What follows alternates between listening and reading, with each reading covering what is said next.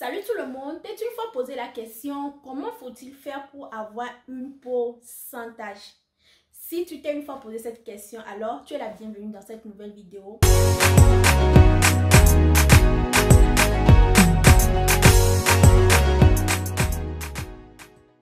Alors, bienvenue sur ma chaîne, moi je me nomme Reine et sur cette chaîne je parle des astuces beauté pour l'entretien et je véhicule également les reviews de certains produits.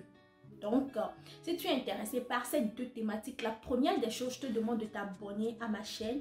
Et la seconde des choses, c'est de ne pas oublier de cliquer à côté là, la cloche de notification qui s'y trouve là. Alors, tu seras informé à chaque fois que je vais publier une nouvelle vidéo. Alors, on se lance.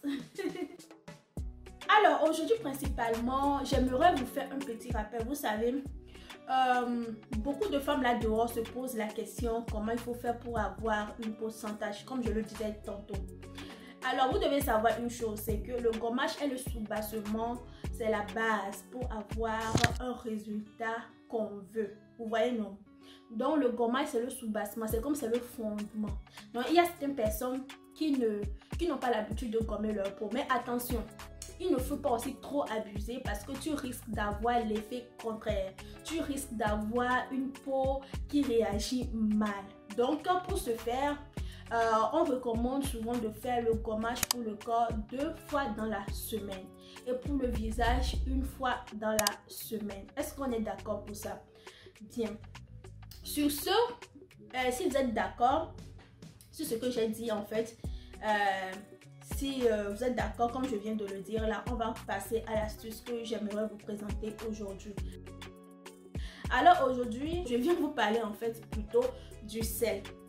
Dans le sel, je ne parle pas du sel qu'on a l'habitude de manger, c'est-à-dire on a l'habitude de cuisiner à la cuisine, non. Je parle du sel cosmétique en fait. Par exemple, si tu es en Afrique, tu vas dans un supermarché, tu vas voir le sel de mer.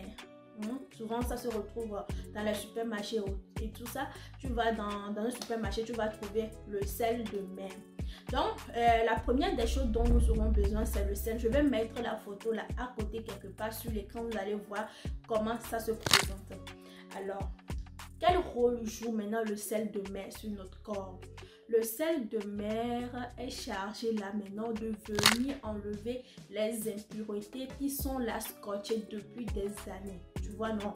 Donc, c'est un puissant en fait régénérateur de la peau.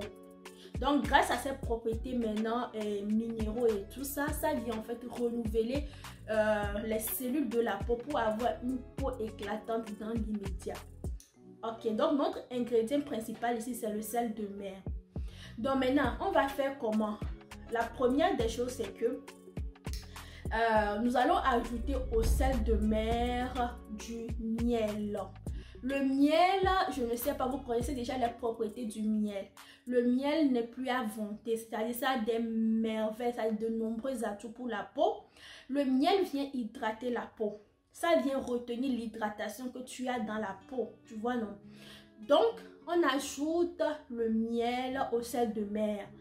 Maintenant, pour la quantité, avant d'aller, la quantité, tu peux prendre, ça dépend de la morphologie, comme je le dis souvent.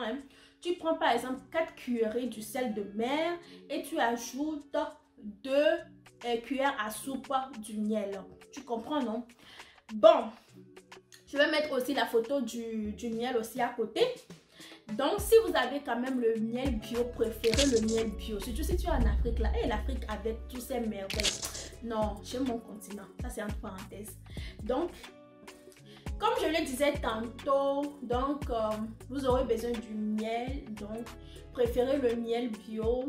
Mais si vous n'avez pas le miel bio à votre disposition, c'est pas du tout grave. C'est pas un problème. Utilisez ce que vous avez.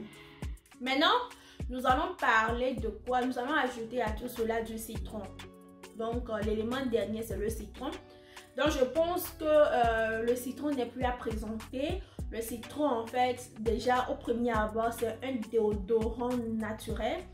Et de surcroît, maintenant, le citron vient enlever profondément les taches de la peau. Les taches sur la peau. Donc, vous voyez, non? Donc, les trois jumelés, maintenant, c'est une tuerie, c'est une bombe. Donc, tu dois faire ce gommage là 2 fois par semaine. 2 fois par semaine, pas plus. 2 fois par semaine. Pas plus, hein, 2 fois par semaine. On est d'accord. Donc, c'est ça.